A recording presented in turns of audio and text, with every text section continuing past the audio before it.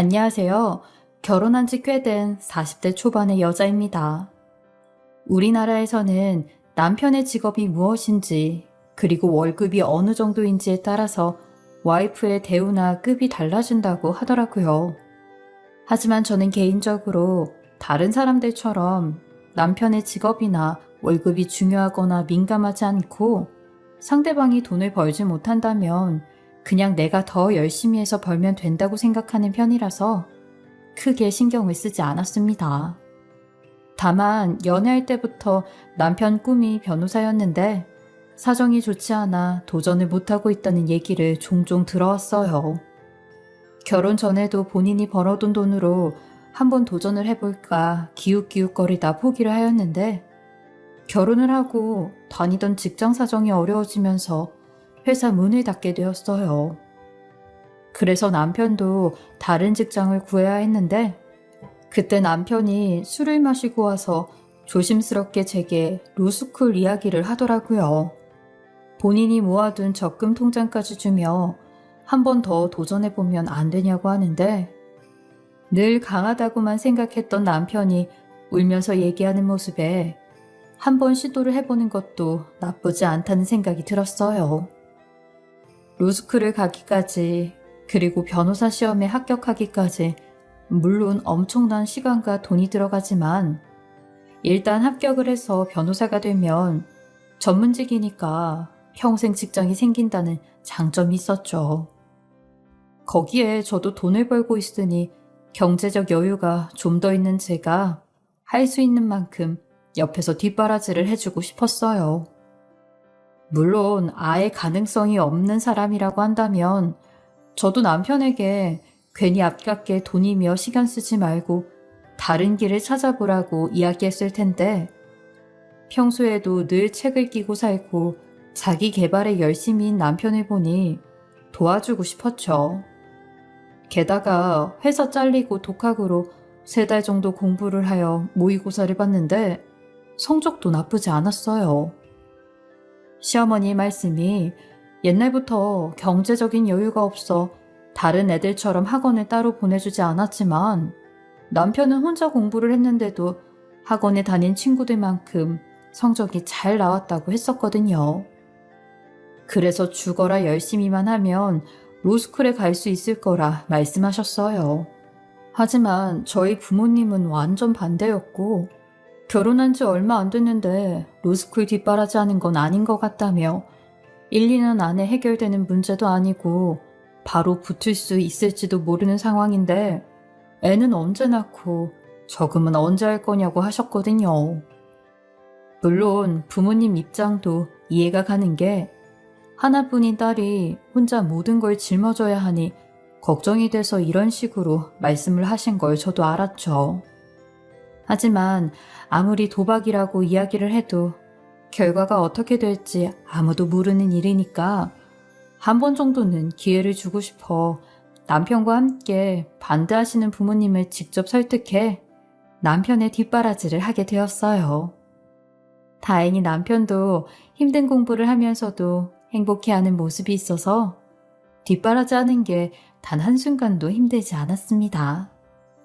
무엇보다 시어머니께서도 남편의 뒷바라지 하는 저와 그걸 지켜보는 친정부모님을 모른 척하고 넘어갈 수 없었는지 따로 저희 부모님을 찾아가셔서 시댁 쪽에서 못하는 일을 대신해줘서 고맙다고 이 은혜 앞으로도 잊지 않겠다 말씀을 하시더라고요. 이뿐만이 아니라 시어머니는 매주마다 반찬을 한가득 해다 주셨고 매번 제 손을 꼭 잡으며 얘 아가, 네가 우리 집의 친자 포물이다. 그건 죽을 때까지 변함이 없는 거야. 우리가 경제적으로 여유가 없어서 혜준이가 변호사 되고 싶다고 해도 모른 척 했었다. 근데 아가 너 때문에 지 소원풀이도 하고 내 짐도 네가 한시름 털어주는 것 같다. 내가 너한테 해줄 건 없지만 이렇게 집안일 도와주고 반찬 해다 줄게. 절대로 부담 갖지 말어. 맘 같아선 너를 업고 다니고 싶을 정도야. 아이 어머님 그런 말씀 마세요. 저희 부부잖아요. 만약 제가 변호사가 되겠다고 해도 혜준 씨는 두말하지 않고 하라고 할 텐데요, 뭐. 저도 혜준 씨한테 늘 많이 받아요. 시어머니는 그 말에도 연신 고맙다고 말씀을 하시는데 저는 단순히 남편이 경제력 때문에 공부를 못했다니 안타까워서 할 수 있는 선에서 도움을 주는 것뿐인데 자꾸 고맙다고 하시니 오히려 몸둘 바를 모르겠더라고요. 그렇게 시간이 흘러 남편이 로스쿨을 다닌 지 2년쯤 되었을 때 저희에게 아이가 생기게 되었어요. 그런데 마냥 기쁠 수만은 없었던 게 제가 다니던 회사가 굉장히 보수적인 회사라 임신을 하면 묵시적으로 사직을 권하곤 했었어요. 그래서 대부분의 선배들이 잘리곤 했었는데 그걸 아는 제 사수 선배도 막달까지 배에 붕대를 감고 무리해서 회사를 다녔었거든요. 그런 경우들을 수없이 많이 봐온 저로선 가능한 한 남편이 변호사 자격증을 딸 때까지 어떻게든 버티고 버텨 임신을 미루고 회사를 다니려고 했는데 결국 남편 로스쿨 1년을 남겨놓고 임신이 되어버린 겁니다. 참 좋은 소식이고 반가운 소식인데 임신이 된 걸 안 날 얼마나 펑펑 울었는지 몰라요. 그냥 제 인생이 다 끝나버린 기분 같았죠. 그때만 생각하면 아직도 저희 아이에게 너무 미안할 따름이에요. 그땐 저도 제 사수 선배처럼 배에 복대라도 감고 회사를 다녀야 하나 오만 가지 생각을 했었는데 일단은 배가 부르기 전까지 그냥 조용히 다녔어요. 그런데 어쩌다 보니 제 임신 소식이 사장님의 귀에까지 들어갔고 전 결국 사장님의 호출을 받게 되었어요. 그때 얼마나 긴장이 되던지 헛구역질까지 나더라고요. 사장님은 먼저 제게 사실 확인을 하였고 저도 더 이상은 물러날 데가 없어 맞다고 인정을 하였어요. 그리고 정말 치사하지만 손이 발휘되도록 빌고 또 빌었어요. 제 사정까지 얘기하며 저는 정말 돈을 벌어야 된다고 딸린 식구가 뱃속에 아이까지 2명이나 있다고 호소를 하면서요. 이래도 지장 없게 휴직도 조금만 쓰고 다시 나오겠다고 그야말로 구걸을 한 거죠. 30년 넘게 살면서 제 자존심에 제 고집에 남한테 이렇게까지 한 적이 없는데 집의 가장이라고 생각하니 그런 거 생각할 겨를이 없더라고요. 사장님은 입을 꾹 다물고 계셨고 제게 확인차 물어본 거니 이만 나가라고 하셨어요. 근데도 저는 진짜 사장님 바짓가랑이라도 잡고 싶은 심정으로 계속 사장님 방에 있었고 제가 끝까지 나가지 않자 사장님이 저를 무시하고 나가버리시더라고요.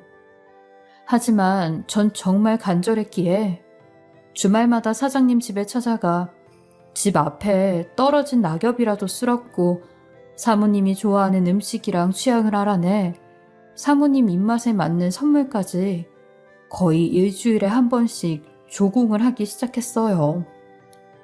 그러니 사모님도 제 딱한 사정을 알고 본인이 사장님에게 말을 잘 해보겠다고 걱정 말라고 하시더라고요. 여태껏 치열하게 사회생활하면서 회사에서 혼도 많이 나보고 실수도 많이 했었지만 그럴 때마다 울컥 올라오는 게 있어도 저는 단 한 번도 울어본 적이 없었어요. 여자들은 조금만 힘들면 저렇게 질질 짠다는 소리가 듣기 싫었거든요. 근데 그날은 사모님 앞에서 눈물이 터져 엉엉거리며 울었어요. 뭐 사모님은 제가 우는 게 가짜라고 생각하셨을 수도 있겠지만 그때는 목구멍이 포도청이라 그런 것도 없었죠. 남편은 제가 이런 짓까지 한 건 전혀 모르고 있었고 저도 남편에게 이런 말은 하고 싶지 않았어요. 가뜩이나 예민한 사람이 제가 이랬다는 걸 알면 난리가 날 테고 공부하는데도 타격이 갈까봐 그냥 가만히 있었죠. 그렇게 조공과 구걸을 한 끝에 저는 다행히 회사에서 잘리지는 않았고 대신 출산을 하자마자 딱 2주만 쉬고 바로 나가는 조건을 제가 먼저 걸었어요. 그리고 남편이 로스쿨 3년을 이수하고 변호사 시험을 보는 결전의 날이 다가왔죠. 오랜 시간 동안 남편 옆에서 뒷바라지하고 시험에 합격되기만을 기다렸으니 저를 포함해서 시댁 식구들뿐만이 아니라 저희 친정 가족들까지 모두 좋은 결과가 있기를 바라고 또 바랐어요. 그동안 제가 옆에서 지켜보았을 때 남편이 누구보다 열심히 공부를 했다는 것을 알았기에 당연히 좋은 소식이 있을 것으로 생각했지만 변호사 시험 또한 아무나 합격하지 못하는 것처럼 혹시라도 좋은 결과가 나오지 못했을 때 남편이 실망을 하거나 의기소침한 상태로 있을까봐 걱정이 되기도 했었습니다. 그렇다 보니 남편이 시험을 치르고 나서 모든 가족들은 변호사 합격 발표가 나올 때까지 한동안 긴장한 상태로 지냈어요. 그런데 너무나도 다행히 그간 고생했던 날들이 헛되지 않게 남편이 합격 소식을 전해주었어요. 당연히 집안은 축제 분위기였고 시부모님과 친정 부모님께서도 좋아하셨으며 저희 남편은 많은 축하를 받으며 변호사 자격증을 취득할 수 있었어요. 그런데 어느 날 남편이 회사에서 일을 하고 있는 제게 연락을 해 뜬금없이 좋은 레스토랑을 빌려놓았다면서 맛있는 것을 사주겠다고 저녁에 만나자고 하더군요. 퇴근하자마자 남편이 보내준 주소로 신나게 달려갔고 저는 그곳에서 남편에게 생각지도 못한 선물까지 받았어요. 남편은 긴 시간 동안 뒷바라지해주고 믿어줘서 고맙다며 제가 뒤에서 도와준 만큼 훨씬 멋진 변호사가 되겠다고 했어요. 그렇게 저희 부부는 이제야 뭔가 완성이 되었다 생각했고 초반에는 남편이 실무 수습 기간이 있으니 경제적인 부분은 똑같겠지만 일 배워서 능력만 된다면 개인 사무실까지 차릴 수 있겠다 생각했어요. 그렇게 꽃길만 걸을 줄 알았던 저희는 생각지 못한 갈등이 생기게 되었는데 바로 시어머니였어요. 결혼을 해선 그렇게 제게 우리 아들이 그동안 원했던 변호사의 꿈에 다가갈 수 있게 해줘서 너무 고맙다고 이 은혜를 잊지 않겠다고 이야기하셨던 시어머니가 남편이 변호사가 되자마자 태도가 180도 바뀌었어요. 그동안 저는 힘든 상황에서도 남편의 미래와 꿈을 위해서 할 수 있는 지원은 다 해주었는데 시어머니는 남편이 변호사가 되었다고 얼굴이 싹 바뀌더라고요. 유비네미야, 지금까지 우리 혜준이 변호사 되게 도와준 건 고맙게 생각하고 있다. 근데 그거 뒷바라지 해준다고 해도 변호사 안 될 놈은 안 된다. 그러니까 네가 그동안 혜준이 뒷바라지 해준 걸로 변호사 만들었단 소리는 하지 마라. 혹여나 네가 그걸로 목에 힘주고 다닐까봐 그게 염려스러워서 그래. 어머님, 그게 무슨 말씀이세요? 저 그렇게 생각 안 해요. 그래도 이제부터 네 남편이 네 위에 있다고 생각해라. 예전에도 내가 말은 안 했지만 네가 혜준이 대하는 걸 보면 약간 무시하고 그러는 경향이 있어서 그래. 앞으로 네 남편 크게 될 사람이니까 지극정성으로 내조하면서 잘해줘라. 지금보다 더 잘해주라는 거야. 남편이 제 위에 있다고 생각하라니요. 말 그대로다. 네가 결혼 생활 동안 혜준이한테 어떤 지원을 했던 그때는 네 만족을 위한 일일 테고 지금은 정식으로 변호사가 되었으니 그간 뒷바라지는 다 있고 지극정성으로 잘해주라고. 네가 옆에서 이러쿵저러쿵 하면서 그동안 뒷바라지 해준 걸로 사람 아래로 내리깔면 되겠니? 어머니, 제가 무언가를 바라고 남편 뒷바라지 했던 것은 아니지만 그저 저희 둘의 미래를 위해 투자를 했다고 생각해요. 그래도 제가 5년 넘게 남편한테 투자한 게 있는데 고맙다는 이야기를 먼저 해주셔야 되는 거 아닌가요? 누가 고맙지 않다고 했니? 내가 고맙다고 했잖냐? 고마운 건 고마운 거고 예전 일로 괜히 네 남편 잡고 살지 말라는 거지. 너 네 남편한테 잘하고 살아라. 정말로 나중에 우리 혜준이가 유명한 회사 변호사라도 돼서 너 걷어차고 엉엉 울면서 후회하지 말고. 정말 황당했어요. 결혼 초 남편 뒷바라지 했을 당시엔 평생 은혜를 잊지 않겠다느니 딸처럼 생각하고 예뻐한다느니 하시더니 이제는 갑과 을의 위치가 달라졌다고 생각하시는 것처럼 태도가 순식간에 바뀌더군요. 이때 저는 우리나라 며느리들이 왜 그렇게 시댁을 피하면서 다니는지, 최대한 멀리 살아야 한다고 이야기했는지 알 것 같았어요. 시어머니의 이야기를 듣고 나니 지금까지 남편한테 해줬던 모든 일들이 아깝기도 하고 억울했지만, 그래도 시어머니만 저러는 거지 남편은 똑같이 일관성이 있으니 괜한 고부 갈등을 만들고 싶지 않았고, 한 번은 참고 지나가는 것이 좋겠다 생각해 알겠다고 말씀드린 후 그냥 시댁을 나와버렸어요.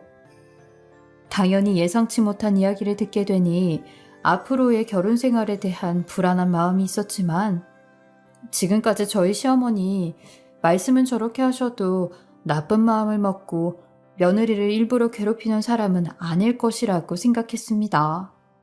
하지만 막상 시간이 지나게 되면서 시어머니는 진절머리가 날 정도로 선을 넘는 행동을 많이 하셨고, 그동안 가지고 있었던 저의 생각이 완전히 틀렸다는 걸 알게 되었어요. 시어머니는 주말마다 틈만 나면 저희 집에 연락도 없이 오셔선 변호사가 된 남편을 주변 사람들에게 자랑한다고 데리고 오셨어요. 그리곤 무방비 상태에서 저보고 음식 대접을 하라며 집을 뒤엎으셨는데, 처음에는 저도 시어머니랑 되도록이면 큰 소리 내지 않으려고 이런 말도 안 되는 행동들에 대해 애써 모른 척 넘어가기도 했었어요. 게다가 남편은 실무 수습 때문에 일요일도 변호사 사무실에 나가 일을 했었거든요. 하지만 저도 주말에 쉬고 회사에 나가야 되는데 이런 일들이 자주 생기니 힘들더라고요. 고부간에 큰 싸움이 발생하지 않도록 남편에게도 도와달라고 이야기를 해보기도 했지만, 본인도 일 때문에 신경 쓸 게 많다며 저보고 해결을 하라고 말할 뿐이었어요. 나 요즘 로스쿨 다닐 때보다 공부할 게 너무 많아. 엄마랑 따로 얘기할 시간도 없는 거 알잖아. 그냥 당신이 엄마한테 얘기 좀 잘 해봐. 우리 엄마 다른 시어머니들처럼 말이 안 통하는 사람도 아니고 상식이 다 통하는 분이니까 적당히 하시라고 말을 해. 밥은 나한테 이러지 말고. 아니, 당신은 남의 집 일 이야기하듯 말을 한다? 바쁘면 전화라도 드릴 수 있잖아. 그리고 연락도 없이 우리 집에 쳐들어오는 게 그게 상식이 없는 거지 다른 게 상식이 없는 거겠어? 당신은 내가 시어머니랑 대놓고 싸우길 바라는 거야? 당신 말이 좀 이상하다.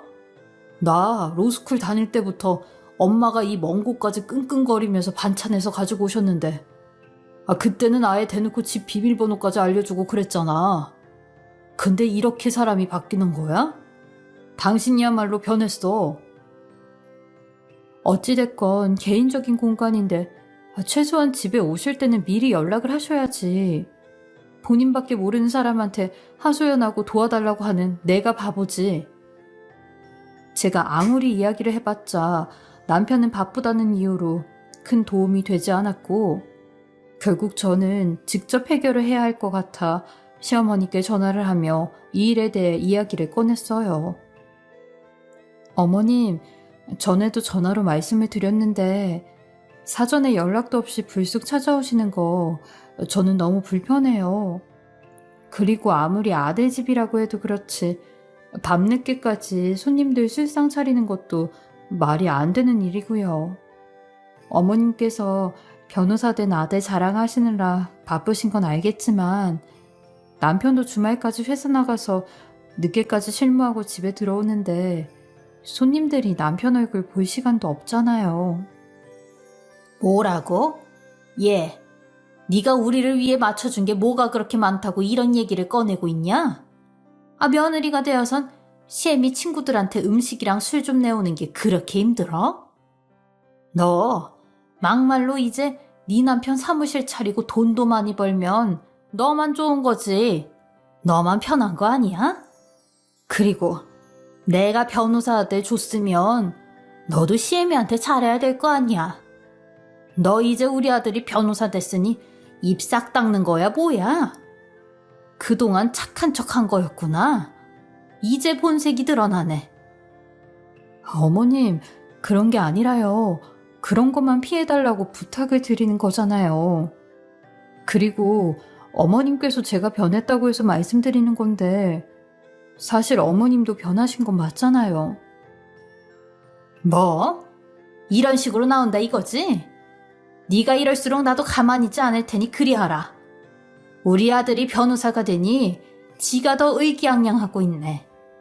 우리 아들이 변호사가 된 게 네가 잘나서 된 거야? 내 아들이 똑똑해서 된 거지. 그 말에 저도 너무 속이 상해 그간 제가 뒷바라지 못했음 어머님 아들이 아무리 똑똑해도 변호사 못 된다고 하고 말았네요. 남편도 시어머니를 통해 이 얘기를 들었는지 되려 저한테 뭐라고 하더라고요. 나이 많은 자기 엄마한테 상처되는 소리를 했다고요. 다들 이렇게 싹 바뀔 줄은 생각도 못했네요. 남편과도 냉전인 상태로 며칠 동안 말도 하지 않고 지냈는데 주말에 친하게 지냈던 대학교 후배가 최근에 이직을 생각하고 있는데 고민이 많다며 오랜만에 저녁을 같이 먹으면 안 되냐고 하더라고요. 그래서 저도 그간 있었던 일들에 대해 후배랑 수다라도 좀 떨까 싶어 약속을 하였고 후배를 만나서 이런저런 이야기를 나누며 저녁을 먹고 있었는데 갑자기 식당 안에 남편이 웬 어떤 여자와 함께 들어오는 걸 보았어요. 근데 남편 옆에 있던 여자가 웃으면서 다정스럽게 남편에게 스킨십까지 하는데 딱 봐도 사이가 이상해 보이는 사이였고 저도 그걸 보자마자 남편 앞으로 갔어요. 그러니 남편도 깜짝 놀라며 당신이 웬일이야 여기? 웬일이라니 나도 약속이 있어서 왔지. 근데 당신 오늘도 회사에서 일하느라 늦게 들어온다고 하지 않았어? 당신이야말로 여기서 뭐하고 있는 거야? 옆에 분은 누구시고? 아, 이분은 나 사무실 개업하는데 도와주실 투자자분이신데 일단 잠깐만 나랑 둘이서 좀 보자. 남편은 상당히 당황을 하며 구석진 곳으로 절 끌고 가는데 사무실 개업 이야기는 듣도 보도 못한 소리였어요. 그게 무슨 말이야? 사무실 개업이라니 금시초문이잖아. 당신이 또 금전적으로 신경 쓸까봐 내가 일부러 말을 안 했어. 나 잘하면 몇 달 안으로 투자 받아서 사무실 개업할 것 같아. 당신한테는 서프라이즈로 얘기하고 싶었는데 어떻게 또 이렇게 만나네. 혹여나 이상하게 오해할까봐 당신이 불편하면 내가 자리 피해줄게. 남편하고 밖에 나가니 이미 그 여자는 자리에서 사라지고 없더라고요. 저는 그런 남편에게 집에 와서 그 여자에 대해 더 자세히 물었어요. 그러니 그 여자는 지금 수습을 하고 있는 변호사 사무실에서 의뢰인으로 처음 만났다는데 그 여자가 남편의 능력을 보고 투자를 하고 싶다고 했다는 겁니다. 그 여자도 아이가 있고 결혼까지 했다며 이상하게 오해는 하지 말라고 하더라고요. 근데 문제는 그날 이후부터 남편이 그 여자와 단 둘이 만나는 시간이 점점 많아지는 것 같았어요. 주말에 집에 있는 날에도 그 여자 전화를 받으면 바로 튀어나갔고 밤 11시, 12시에도 그 여자가 전화를 하면 새벽 늦게까지 차에 가서 통화를 하고 집에 들어왔어요. 남편이 말하길 투자를 받으려면 계속 본인의 능력을 보여줘야 된다며 그 여자와 자주 만나 신뢰를 쌓아가야 된다고 하더라고요. 그리고 이 얘기가 시어머니의 귀에까지 들어가면서 시어머니는 더 저를 무시했고 마치 뭐라도 된 마냥 기고만장하셨어요. 우리 아들은 무슨 복이 이렇게도 많은지 모르겠네. 하긴 우리 아들이 원체 실력이 빵빵하니 그런 투자자가 붙는 거겠지. 네가 능력이 안 되니까 다른 사람한테 투자 받는 거니 넌 그냥 뒤에서 내조나 잘하고 네 남편 바가지나 긁지 말고 있어라. 알겠냐? 괜히 우리 아들 앞길 막지 말고. 어머님, 제가 무슨 바가지를 긁는다고 그러세요. 전 어머님 같지가 않아서 한결같이 잘하고 있으니까 걱정 마세요. 이거 봐, 이거 봐. 이런 말 대꾸도 하지 말라는 거다. 으휴, 우리 아들이 너 만나기 전에 변호사가 먼저 됐으면 너를 쳐다보기라도 했겠냐? 돈 많은 여자들이 결혼해달라고 줄을 서서 너는 쳐다도 안 봤을 거다. 맘 같으면 지금이라도 능력 있는 여자랑 만나서 살았으면 좋겠다. 아니 어머님, 어떻게 그런 천벌받을 소리를 하세요? 그리고 어머님도 뭔가 단단히 착각하고 계시는 것 같은데 돈 많은 여자들이 미쳤다고 이런 집에 시집 오겠어요? 변호사가 뭐가 그렇게 대단하다고 그러세요? 발에 걸리는 게 변호사인데 누가 보면 어머님 아들이 뭐 대통령이라도 된 줄 알겠어요. 뭐라고? 너 지금 시애미한테 뭐라고 했어? 이게 진짜 오냐오냐 해줬더니 아주 기어오르네. 너 두고 봐 아주. 내가 우리 아들 밥벌이만 하면 너랑 당장 이혼시킬 테니까. 시어머니는 저희 아이가 앞에 있는데도 저런 소리를 하시는데 너무 분통이 터졌어요. 그리고 몇 개월 뒤 남편은 수습기간이 끝나자마자 바로 본인 사무실을 차리겠다며 더 이상 수습은 안 밟아도 될 것 같다고 하더라고요.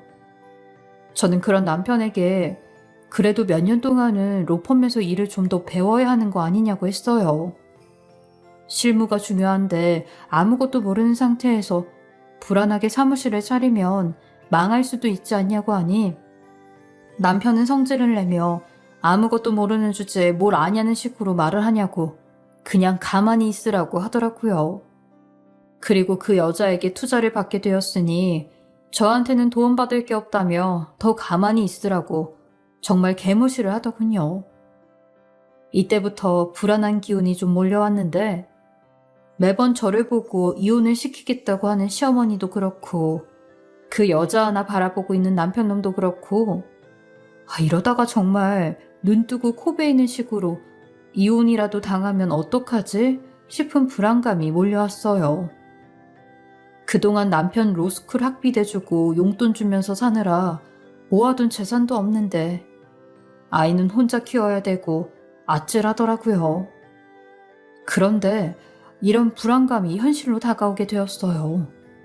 남편은 그 투자자 여자 덕에 법원 근처 새가 비싼 사무실을 얻게 되었고 사무실 개업을 코앞에 두고 있었어요. 내가 다음 주에 반차 쓰고 사무실 개업하는 날 갈게. 떡집에 떡도 맞춰 놓을 테니까 오시는 손님들도 좀 드리게. 그럴 거 없어. 뭘 그렇게까지 준비를 해. 어차피 손님으로 올 사람도 없고 요즘 시국이 이래서 누구 초대하기도 껄끄러워. 그러니까 당신도 그냥 그렇게 알고 있어. 그리고 반차 쓰면 회사에서 좋아하기나 해? 아니 그래도 어머님 아버님은 개업식 날 가신다고 하시던데. 그리고 당신 투자해준 투자자도 올 거 아니야. 고맙다고 내가 인사는 해야지. 됐다니까. 당신하고 겸상하고 그럴 사람 아니야. 뭐라고? 당신 말하는 게 뭔 뜻이야? 그 여자가 뭔데 나랑 겸상할 사이가 아니라고 하고 있냐고. 당신 점점 선을 넘는 것 같은데 당신 변호사 만든 거 나야. 살려줬더니 집 내놓으라고 하고 있네. 정신 차려. 변호사 되니까 세상이 전부 당신 거 같아? 아주 은혜를 원수로 갖고 있네. 그냥 말을 하지 말자. 로스쿨 학비 대준 게 뭐라고? 아휴. 이런 식으로 오지 말라고 극구 반대를 하니 저는 더 오기가 생겼고 남편과 시부모님 몰래 개업식 날 사무실에 가보기로 하였어요. 그런데 엘리베이터 타고 내리자마자 시끌벅적한 소리가 문 밖까지 들리더군요. 사무실 밖에 화분까지 질비하게 놓여져 있는데 사무실 안에 들여다보니 시어머니가 그 투자자 여자를 팔로 감싸선 이 사람 저 사람들에게 소개를 하는 겁니다. 얼마나 들떠서 큰 소리로 소개를 하는지 그 안에서 하는 소리가 다 들렸고 저는 시어머니가 하는 충격적인 소리를 듣고 말았어요. 인사해. 이번에 우리 혜준이 사무실 냈는데 투자해주신 대단한 분이셔. 그리고 곧 있음 우리 혜준이랑 100년 가야까지 맺을 뿐이고 유빈애미랑은 혜준이랑 뜻이 안 맞아서 지금 이혼 진행하고 있는데 여기 계시는 분이 우리 혜준이를 좋게 봐주셔서 결혼까지 생각하고 계신다네. 아유, 이제 내 며느리지 뭐. 어머 언니 그래? 아니 혜준이랑 혜준이처랑 잘 안 맞아서 곧 갈라설 것 같다는 소리는 언니가 저번에 해서 알고 있었는데 벌써 며느리감이 들어왔네. 혜준이 능력 있네. 그럼 변호사인데 당연히 능력 있지. 그건 그렇고 우리 예비 며느리 내가 지인한테 자랑 좀 해도 될까요? 네 어머님 그러세요. 그리고 말 편하게 놓으세요. 곧 있음 정말 어머니 며느리가 될 텐데 어려워하지 마세요. 어머머 그래도 될까? 우리 예비 며느리가 얼마나 대단하냐면 이 어린 나이에 벌써 건물 주고 아버지가 사시는 곳에서 대단한 유지시고 돈도 많으시대. 우리 혜준이 예비 장인어른까지 잘 만났다니까. 그 말을 듣고 있는데 꼭지가 돌아 죽는 줄 알았어요. 대체 내가 모르는 내 이혼 사실은 뭐고 저 여자는 여태 투자자를 가장한 상간녀였고 거기에 시어머니까지 저 여자의 존재를 알고 있다는 게 너무나도 기가 막혔고 여태껏 저를 속여왔던 사실에 기함을 할 것 같았죠. 그야말로 저만 모르게 이 모든 상황을 속여온 거였어요. 그걸 뒤늦게 알게 된 제가 그냥 등신 같았죠. 그 소리에 저는 더 이상 당하고만 있을 수 없었고 동영상을 켜고 남편 놈의 사무실에 쳐들어갔어요.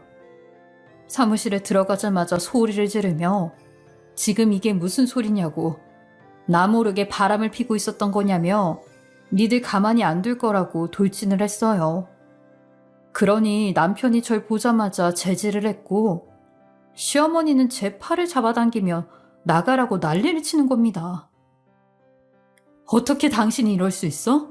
여태 개고생해서 쎄 빠지게 뒷바라지 시켜서 변호사 만들어놨더니 돈 많은 여자 하나 몰아서 새장가를 가려고 해? 그것도 나 몰래 바람까지 피면서? 야, 너도 일로 와봐 이 상간년아. 너도 오늘 내 손에 아주 죽는 줄 알아. 어딜 유부남을 건드려? 니까지 깬 뭔데 내 예비 며느리한테 그런 소리를 하고 있어? 어? 너랑 급이 다른 사람인데 당장 사과 안 해? 어머님도 그러시는 거 아니에요. 창피한 줄 아시라고요. 여기 어머님 지인들도 어머님이 얼마나 염치가 없고 얼굴에 철면피를 깐 이중 성격인지 알아야 된다고요. 사람이 이러면 안 되죠. 이거 나요. 빨리 안 나요? 그렇게 시어머니는 저를 붙들고 있고 남편은 그 상간녀를 대피시키려는데 그 상간녀가 본인도 나갈 수 없다며 저랑 한판 붙는다고 갑자기 시댁 친척들부터 시어머니 지인들까지 전부 다 밖으로 내보내는 겁니다. 그리곤 사무실 문까지 걸어 잠그는데 문을 걸어 잠그자마자 그 여자가 주머니에서 뭔가를 꺼내기 시작하는 겁니다. 저는 아직까지도 그 장면을 생각하면 가슴이 두근거리는데 그 여자가 꺼낸 건 바로 수갑이었어요. 그 여자는 그걸 꺼내자마자 남편 놈을 순식간에 제압했고 남편 놈 손에 채우며 사기로 긴급 체포를 한다고 묵비권과 변호사를 선임할 수 있다고 하는데 저는 대체 이게 무슨 상황인지 어리둥절했고 그 여자는 그 말 끝에 맞다. 당신이 변호사가 아니니까 변호사는 선임해야 되겠네? 라고 하는데 그 말에 제 뒤통수를 더 세게 쳤어요. 그러자 남편 놈은 뭔가를 눈치챈 듯 당황해하는 시부모를 향해 당장 문 열고 도망치라고 고래고래 소리를 질렀고 시부모도 그 말에 문을 열고 도망을 가려고 하니 이미 몇 명의 남자들이 문 앞에 서 있었고 그들 때문에 시부모도 잡히게 되었어요. 저는 고작 몇 분 사이에 벌어진 일에 그냥 아무것도 하지 못하고 가만히 쳐다만 보고 있었는데 남편 놈은 그 경찰 같은 사람들에게 붙잡혀가면서 제게 계속 속지 말라고, 다 거짓말이라고, 자기는 억울하다고 큰 소리를 쳤어요. 그러면서 당장 형사 전문 변호사를 알아보라고 하는데 기가 막힐 노릇이었죠. 남편 놈과 시부모가 그 사람들에게 잡혀간 뒤 상간녀였던 그 여자는 제게 90도로 몸을 숙여 깊은 절을 하며 사과를 하더라고요. 알고 보니 그 여자는 잠복 경찰이었고 남편 놈을 잡기 위해 몇 달간 돈 많은 건물주인 척 위장을 했다는 겁니다. 아니, 그게 다 무슨 말씀이에요? 남편이 대체 무슨 짓을 하고 다녔길래 경찰들까지 잠복을 하신 거냐고요? 장혜준이 그동안 로스쿨을 다니면서 로스쿨 학생 신분으로 여자들에게 수억 원 사기를 쳤어요. 그리고 변호사 신분까지 위조해 그걸로까지 사기를 쳤습니다. 그리고 그 사기친 돈은 장혜준 씨 부모님 계좌로 전부 다 입금이 되었고요. 저희 경찰 쪽에서도 증거를 잡기 위해 어쩔 수 없이 이런 식으로 위장을 해 장혜준 씨를 검거할 수밖에 없었는데 사모님께는 미리 말씀드리지 못한 점 정말 죄송합니다.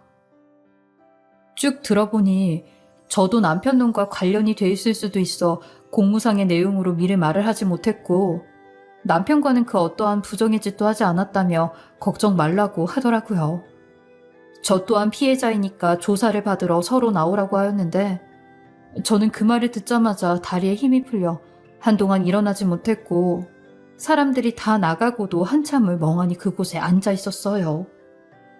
며칠 뒤 경찰서에서 만난 남편 놈은 끝까지 억울하다며 저를 붙잡더라고요. 여보, 일단은 정말 미안해. 근데 나 너무 억울해서 어디서부터 어떻게 이야기를 꺼내야 할지 모르겠어. 당신 로스쿨은 진짜 졸업한 거 맞아? 아, 당연하지. 나 로스쿨은 진짜 졸업한 거 맞아. 당신이랑 졸업식 날도 다 같이 있었잖아. 졸업증 받은 것도 봤잖아. 그동안 속여와서 미안해. 내가 당신한테 미안해서 어떻게든 좀 잘해보려고 이렇게 된 거야. 변호사까지 사칭하면서 사진까지 조작하면서 여태 날 속여왔는데 네가 로스쿨 졸업한 것도 속였을지 어찌 알아. 네가 그러고도 유빈이 아빠라고 할 수 있어? 아니, 죽어라 공부를 했는데도 시험에 안 붙는 걸 어떡해. 나 말은 변호사라고 사칭하고 다녀도 진짜 시험 붙어서 변호사 하려고는 했었어. 공부도 계속하고 있었다고. 사기칠 공부나 하고 있었겠지. 나도 피해자니까 당신 가만히 안 둘 거고 이혼 소송도 진행할 테니까 그렇게 알아. 변호사 사칭까지 하고 다녔으니 법에 대해선 아주 빠삭하게 잘 알겠네. 재판 준비나 잘해. 남편 놈은 끝까지 이혼은 절대 안 된다며 자기가 벌 다 받고 변호사 시험 봐서 진짜 변호사가 될 테니 한 번만 믿어달라고 하였는데 그런 남편 놈을 정말 갈기갈기 찢어버리고 싶을 심정이었네요. 곧이어 시어머니도 급하게 저희 집까지 찾아와 제 앞에서 무릎을 꿇고 우리 아들 한 번만 살려달라고 울며불며 싹싹 빌더군요. 예미야, 나도 몰랐다. 걔가 그러고 다닐 줄은 몰랐어. 그냥 돈이 좀 생겼다고 하길래 우리는 아무 생각도 없이 받아서 통장만 빌려준 거였어. 그래도 너랑 혜준이랑은 부부지 않냐. 그러니까 이렇게 힘들 때 힘이 돼줘야지. 혜준이도 벌 받을 동안 계속 변호사 시험 준비해서 벌 다 받고 나오면 시험 본다고 했었단 말이야. 저한테 애미라고 부르지도 마세요. 돈 많은 며느리 생긴다고 할 땐 언제고 이제 와서 왜 이러세요? 그리고 내가 당신들 같은 사기꾼들한테 또 속을까봐 당신 아들 변호사 선임비 내줄 돈 없으니까 나한테 또 이렇게 빌붙는 거 아니야? 내가 호구야?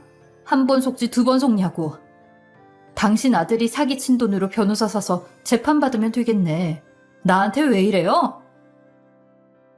그 돈 없어. 그 돈 우리한테 없어.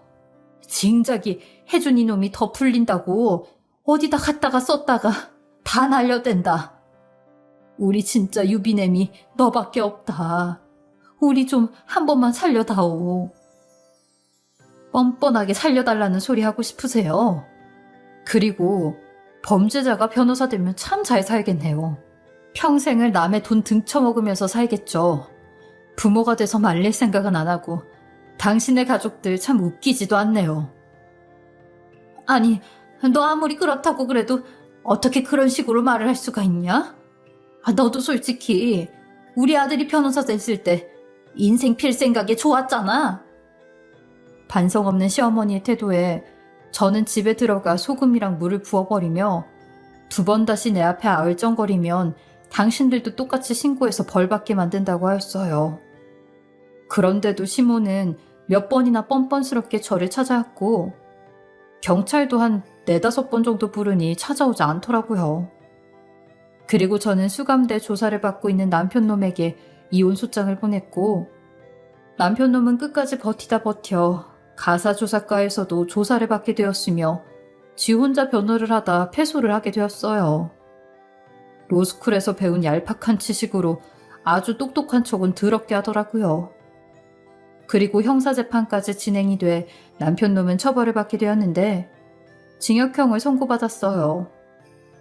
그로 인해 저한테 줄 위자료랑 아이 양육비는 시어머니가 대신 갚아야 했는데 그거 대신 갚기 위해서 입주 가정부로 살게 되었고 시아버지는 고깃집에서 불을 나르는 일을 하며 돈을 벌고 있다고 하더라고요.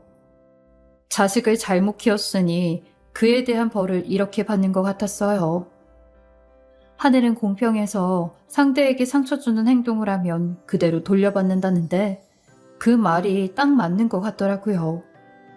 전 남편이나 이전 시모도 이번 기회에 제대로 벌을 받고 사람에게 상처 주면 그대로 돌려받는다는 것도 확실히 깨달았으면 해요.